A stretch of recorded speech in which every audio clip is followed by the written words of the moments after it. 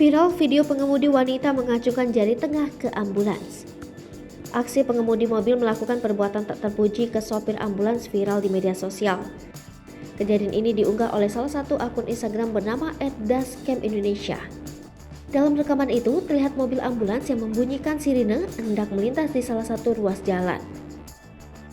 Pada saat bersamaan, mobil yang dikendarai oleh seorang wanita tiba-tiba menyerobot dari arah jalan lain, hingga kedua mobil tersebut nyaris senggolan. Bukannya memberi jalan kepada ambulans, mengingat mobil tersebut merupakan salah satu kendaraan yang mendapat prioritas di jalan raya.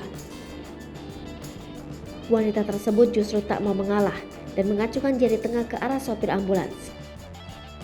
Sopir ambulans itu pun tersulut emosi hingga turun dari mobilnya dan nyaris terjadi baku hantam. Training Director The Real Driving Center, Marcel Kurniawan mengatakan, pengendara sudah sepantasnya untuk memberikan jalan bagi ambulans yang tengah bertugas. Menurut Marcel, ambulans seharusnya dapat berjalan dengan lancar, asalkan semua kendaraan dapat bekerja sama untuk memberikan prioritas.